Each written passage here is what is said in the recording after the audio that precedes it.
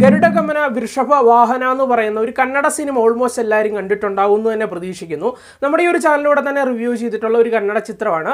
മികച്ചൊരു സിനിമ തന്നെയാണ്. എന്തായാലും ആ ഒരു സിനിമ കണ്ട ഒരാളാണെങ്കിൽ രാജ്ബി ഷെട്ടി എന്ന് പറയുന്ന ഒരു പേര് നിങ്ങളുടെ മൈൻഡിലുണ്ടാകും. കാരണം ആ ഒരു സിനിമയിലെ ഹീറോയും അല്ലെങ്കിൽ ഒരു പ്രധാന കഥാപാത്രത്തെയും അതുപോലെ ആ ഒരു സിനിമയുടെ സംവിധായകനും ഒക്കെ തന്നെ അദ്ദേഹമായിരുന്നു. അപ്പോൾ അതുകൊണ്ടൊക്കെ തന്നെ അദ്ദേഹത്തിൻ്റെതായിട്ട് കാത്തിരുന്ന ഒരു സിനിമയായിരുന്നു ടോബി എന്നുള്ളത്. ഈ ഒരു സിനിമയിൽ അല്ലെങ്കിൽ നമ്മൾ ഈ പറയാൻ പോകുന്ന സിനിമയിലെ ഹീറോയും രാജ്ബി ഷെട്ടിയാണ്. എന്തായാലും തിയേറ്ററിൽ കാണാൻ സാധിച്ചില്ല, കാരണം ഇവിടെ ഒന്നും റിലീസൊന്നും ഇല്ലായിരുന്നു. അതുകൊണ്ട് തന്നെ OTTക്ക് വേണ്ടി വെയിറ്റ് ചെയ്തിരിക്കുകയായിരുന്നു. എന്തായാലും സിനിമ ഇപ്പോൾ സോണി ലീവിലൂടെ പുറത്തിറങ്ങിയിട്ടുണ്ട്. മലയാളം ഡബ്ബിങ്ങിൽ അവൈലബിൾ ആണ്. കിഡിലിനായിട്ടുള്ള ഒരു മലയാളം ഡബ്ബിങ്ങുമാണ് നടത്തിയിട്ടുള്ളത്. എന്തായാലും സിനിമ എങ്ങനെയുണ്ടെന്ന് നോക്കാം. സിനിമയുടെ തുടക്കത്തിൽ തന്നെ കാണിക്കുന്നത് സമ്പത്ത് എന്ന് പറയുന്ന ഒരു SI പുതിയതായിട്ട് ഒരു സ്റ്റേഷനിൽ ചാർജ് എടുക്കുകയാണ്. അവിടെ വന്നു കഴിയുമ്പോഴത്തേക്കും ആദ്യമേ അറിയുന്ന ഒരു കേസ് എന്നുള്ളത് ജെനി എന്ന് പറയുന്ന ഒരു പെൺകുട്ടി, ആ ഒരു പെൺകുട്ടിയുടെ അച്ഛനെ കാണാനില്ല എന്നുള്ളതാണ്. ഓക്കെ, ഉടനെ നമ്മുടെ നായകനാകട്ടെ അന്വേഷിച്ചപ്പോഴത്തേക്കും ഒരു 3-4 ദിവസമായിട്ട് ഈ പെൺകുട്ടി പോലീസുകാരുടെ പുറകെയാണ് അച്ഛനെ കണ്ടുപിടിച്ച എന്നൊക്കെ പറഞ്ഞ്. അപ്പോൾ എന്തായാലും ഇവരതൊന്നും വലിയ കാര്യമൊന്നും ആക്കുന്നുമില്ല. അങ്ങനെ നമ്മുടെ ഈ ഒരു SI അവളുടെ അച്ഛൻ്റെ പേര് ടോബി എന്നാണ്. ടോബിയെ കണ്ടുപിടിക്കാൻ വേണ്ടി ശ്രമിക്കുകയാണ്. അപ്പോൾ അതിന് മുന്നോടിയായിട്ട് ടോബി ആരാണെന്നൊക്കെ ഒന്ന് അറിയണമല്ലോ. അപ്പോൾ അങ്ങനെ അദ്ദേഹം ആരാണെന്നൊക്കെ തപ്പിപ്പോകുന്നതാണ് ഏകദേശം സിനിമ എന്നുള്ളത്. ശരിക്കും പറഞ്ഞാൽ ഇതാണ് സ്റ്റോറി എന്ന് പറയാൻ സാധിക്കില്ല, മറിച്ച് ഒരു അച്ഛൻ മകൾ ബന്ധം എന്നുള്ളതാണ് ഇതിൻ്റെ ഒരു കാതലായിട്ടുള്ള ഒരു പ്രമേയം എന്നുള്ളത്. ഇനി ഒരു സിനിമ എങ്ങനെയുണ്ടെന്ന് ചോദിച്ചു കഴിഞ്ഞാൽ ഒരു നൈസ് ഫിലിമാണ്. കാരണം ഇതിൻ്റെ ഒന്നാമത്തെ ഹൈലൈറ്റ് വശം എന്നുള്ളത് പ്രകടനം എന്നുള്ളൊരു കാര്യം തന്നെയാണ്. ഇപ്പോൾ രാജ്ബി ഷെട്ടി അദ്ദേഹമാണ് ഈ ഒരു സിനിമയിൽ ആ ഒരു അച്ഛൻ കഥാപാത്രത്തെ അല്ലെങ്കിൽ ടൈറ്റിൽ റോളിൽ എത്തിയിട്ടുണ്ടായിരുന്നത്. അതിലുള്ള ചൈത്ര എന്ന് പറയുന്ന ആക്ട്രസ്സാണ് ഈ ഒരു സിനിമയ്ക്കുള്ളിൽ ആ ഒരു മകൾ കഥാപാത്രത്തെ, ജെനി എന്ന് പറയുന്ന കഥാപാത്രത്തെയും അവതരിപ്പിച്ചിട്ടുണ്ടായിരുന്നത്. ഈ രണ്ടുപേരുടെ പെർഫോമൻസ് കണ്ടുകൊണ്ടിരിക്കാൻ വേണ്ടി മാത്രമായിട്ട് വേണമെങ്കിൽ ഈ ഒരു സിനിമ കാണാമെന്നുള്ളതാണ് വസ്തുത. കാരണം അത്രത്തോളം മികച്ച രീതിയിലുള്ള 2 പ്രകടനങ്ങളായിരിക്കും നിങ്ങൾക്ക് ഈ ഒരു സിനിമയിലൂടെ കാണാൻ സാധിക്കുക. ഇതിലെ രാജ്ബി ഷെട്ടി അദ്ദേഹത്തിൻ്റെ കാര്യമൊക്കെ ഒന്ന് പറയണം. നമ്മൾ പറയില്ലേ മരിച്ചഭിനയിക്കുക, ചത്തഭിനയിക്കുക എന്നൊക്കെ പറയില്ലേ, ആ ഒരു രീതിയിലുള്ള ഒരു അന്യായ പ്രകടനം നിങ്ങൾക്ക് തീർച്ചയായിട്ടും അത് ഫീൽ ചെയ്യുമെന്ന് എനിക്ക് ഉറപ്പാണ്. അങ്ങനെ ഒരു പ്രകടനമാണ് അദ്ദേഹം ഈ ഒരു സിനിമയ്ക്ക് വേണ്ടി കൊടുത്തിട്ടുണ്ടായിരുന്നത്. കൂടാതെ ഇതിൻ്റെ തിരക്കഥയെ പറ്റിയൊക്കെ ഒന്ന് മെൻഷൻ ചെയ്യണം. ശരിക്കും ഈ ഒരു സിനിമയുടെ ഒരു ഹൈലൈറ്റ് എന്നുള്ളത് ഞാൻ ആദ്യം സൂചിപ്പിച്ചതുപോലെ തന്നെ ഈ അച്ഛൻ മകൾ ബന്ധമാണ്. നമുക്ക് ശരിക്കും അത് നല്ല രീതിയിൽ കണക്റ്റ് ആവുന്ന രീതിയിലാണ് ഒരു തിരക്കഥയിലൂടെ ഒക്കെ തന്നെ അവതരിപ്പിച്ചിട്ടുണ്ടായിരുന്നത്. ഇപ്പോൾ ശരിക്കും പറയുകയാണെങ്കിൽ ഇതിൻ്റെ സ്റ്റോറി എന്നൊക്കെ പറഞ്ഞു കഴിഞ്ഞാൽ വലിയ ഡെപ്തുള്ള സ്റ്റോറിയാണെന്നൊന്നും പറയാൻ സാധിക്കില്ല. വളരെ സിമ്പിളായിട്ടുള്ള ഒരു ത്രെഡാണ്.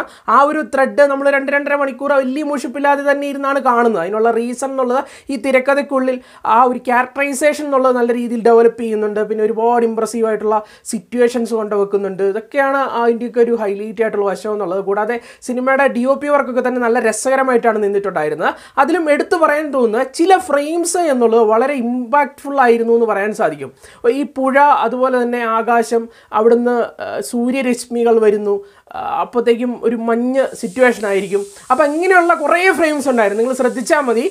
അതൊക്കെ വളരെ രസകരമായിരുന്നു. അതുപോലെ ക്ലൈമാക്സിലോട്ട് എത്തിക്കഴിയുമ്പോഴത്തേക്കും കുതിര, അതുപോലെ തന്നെ ഒരു കാർണിവൽ ഗ്രൗണ്ട്, നമ്മുടെ RDX പോലെ തന്നെ ആകാശത്തൊട്ടിലൊക്കെ വെച്ചിട്ട് അങ്ങനെയുള്ള കുറച്ച് മൊമെൻറ്റ്സ് ഒക്കെ ഉണ്ടായിരുന്നു. ഗംഭീര ഫ്രെയിംസ് ആയിരുന്നു അവിടെയൊക്കെ തന്നെ. അവിടെ മാത്രമൊന്നല്ല, ഇമ്പ്രസീവ് ആയിട്ടുള്ള ഒരുപാട് സിറ്റുവേഷൻസ് സിനിമാറ്റോഗ്രാഫറുടെ കയ്യിൽ നിന്നും ഉണ്ടായിരുന്നു എന്നുള്ളതാണ് വസ്തുത. കൂടാതെ ചിത്രത്തിന് ആക്ഷൻ കൊറിയോഗ്രഫിയെ പറ്റിയും പറയണം. ഈ ഒരു സിനിമ ബേസിക്കലി ഇതൊരു ആക്ഷൻ ഫിലിമാണ്. ഇതിനുള്ളിൽ കൊടുത്തിരുന്ന ആക്ഷൻസ് ഒക്കെ തന്നെ അത്യാവശ്യം ഇമ്പാക്റ്റ്ഫുൾ ആയിരുന്നു. ഓക്കെ, അതായത് ഇപ്പം മാസ് കൊമേഴ്ഷ്യൽ സിനിമയ്ക്ക് വേണ്ട രീതിയിലുള്ള ആക്ഷൻസ് ആണ്. എന്നാൽ നമുക്ക് വലിയ കല്ലുകടിയും ഇല്ല. അയ്യോ ഇങ്ങനെയൊക്കെ സംഭവിക്കുമോ, അത് ഒരാളെ ഇടിച്ച് കഴിയുമ്പോൾ ഇങ്ങനെ പറന്നു പോവുക, അപ്പോൾ നമുക്കൊരു അസ്വാഭാവികത തോന്നൂല. അയ്യോ ഇതൊക്കെ ചുമ്മാ ഒരു ഓവർ ആണല്ലോ എന്നൊക്കെ തോന്നുമല്ലോ. അപ്പോൾ അങ്ങനെയുള്ള ആ ഒരു കല്ലുകടിയൊന്നും ഇല്ലാത്ത രീതിയിൽ, എന്നാൽ നല്ല രീതിയിലുള്ള ഒരു കൊമേഴ്ഷ്യൽ പാക്ഡ് ആക്ഷൻസും ആണെന്ന് പ്രേക്ഷകർക്ക് തോന്നുന്ന രീതിയിലുള്ള ഒരു നീറ്റായിട്ടുള്ള കൊറിയോഗ്രഫിയും സിനിമയ്ക്കുള്ളിൽ നടത്തിയിട്ടുണ്ടായിരുന്നു. കൂടാതെ മ്യൂസിക് വർക്കൊക്കെ തന്നെ അത്യാവശ്യം ഡീസൻ്റൊക്കെ ആയിട്ടാണ് നിന്നിട്ടുണ്ടായിരുന്നത്. മ്യൂസിക് എന്ന് പറഞ്ഞാൽ BGMൻ്റെ കാര്യമാണ്.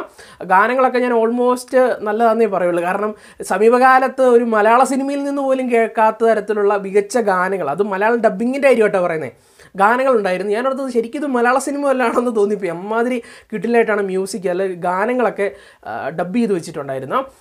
അങ്ങനെ ഓവറോൾ പറയുമ്പോഴത്തേക്കും ഈ ഒരു സിനിമ സ്റ്റാർട്ട് ടു എൻഡ് മൊത്തത്തിൽ നിങ്ങളെ എൻഗേജിങ് ആക്കുമെന്നൊന്നും ഞാൻ പറയുന്നൊന്നുമില്ല. ഇടയ്ക്ക് കുറച്ച് ഡൗൺ ഒക്കെ ആവും. കാരണം ഇതിൻ്റെ സെക്കൻഡ് ഹാഫ് ഒക്കെ ആകുമ്പോഴത്തേക്കും കുറച്ച് വലിച്ചിഴച്ചൊക്കെ പോകുന്ന പോലെയൊക്കെ തോന്നും. എങ്കിൽ കൂടിയും നിങ്ങൾ മൊത്തത്തിൽ ഒന്നിരുന്ന് കണ്ടു കഴിയുമ്പോഴത്തേക്കും കുഴപ്പമില്ലാത്ത നല്ലൊരു സിനിമയാണെന്നുള്ള ഒരു തോന്നൽ എല്ലാവർക്കും തോന്നും എന്നുള്ളത് തന്നെയാണ് എൻ്റെ ഒരു വിശ്വാസം എന്നുള്ളത്. കൂടാതെ ഇതിൻ്റെ ക്ലൈമാക്സ് എന്നൊക്കെ പറയുമ്പോഴത്തേക്കും നമ്മുടെ ഇപ്പോൾ കാന്താരയുടെ പ്രത്യേകത അറിയാമല്ലോ. ക്ലൈമാക്സ് വരെ ആകുമ്പോഴത്തേക്കും അല്ലെങ്കിൽ അതിനോട് എടുക്കുമ്പോഴത്തേക്കും നായകനെ പോലെ തന്നെ പ്രേക്ഷകനും ഒരു ഇമോഷണൽ ഒരു റിവെഞ്ച് ഒക്കെ ഉണ്ടാവും ആ ഒരു സിനിമയിലെ കഥാപാത്രങ്ങളോട്. അപ്പോൾ അതുപോലെ തന്നെ ഇവിടെയും നമുക്ക് അത്തരത്തിലുള്ള ഒരു മാജിക് സൃഷ്ടിക്കുകയാണ്. ശേഷം ക്ലൈമാക്സിലോട്ട് എത്തുമ്പോഴത്തേക്കും ഒരു ആക്ഷൻസ് ആണ് കാണിക്കുന്നത്. അപ്പോൾ ഈ ഒരു സിനിമയ്ക്കുള്ളിൽ ഒരു അഭിപ്രായമായിട്ട് തോന്നിയിട്ടുള്ളത് ആ ക്ലൈമാക്സിൽ ഒരു ആക്ഷൻ കൊണ്ടുവെക്കുന്നു, അല്ലെങ്കിൽ ഈ സിനിമയുടെ ക്ലൈമാക്സിൽ ഒരു ആക്ഷൻ, അതിനോടൊപ്പം ഒരു സോങ് ഒക്കെയാണ് കൊടുക്കുന്നത്, ഒരു ഇംഗ്ലീഷ് സോങ് ഒക്കെ.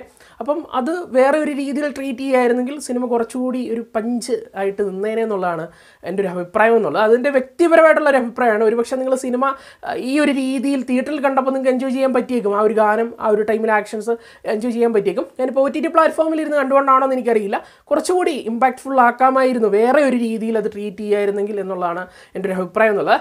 മൊത്തത്തിൽ നോക്കി കാണുമ്പോഴത്തേക്കും തീർച്ചയായിട്ടും ഒന്ന് കണ്ടിരിക്കാൻ പറ്റുന്ന തരത്തിലുള്ള ഒരു കൊച്ചു സിനിമയാണെന്ന് പറയാൻ സാധിക്കും.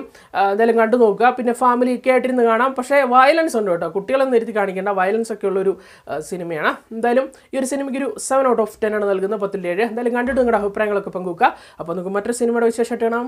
ബൈ.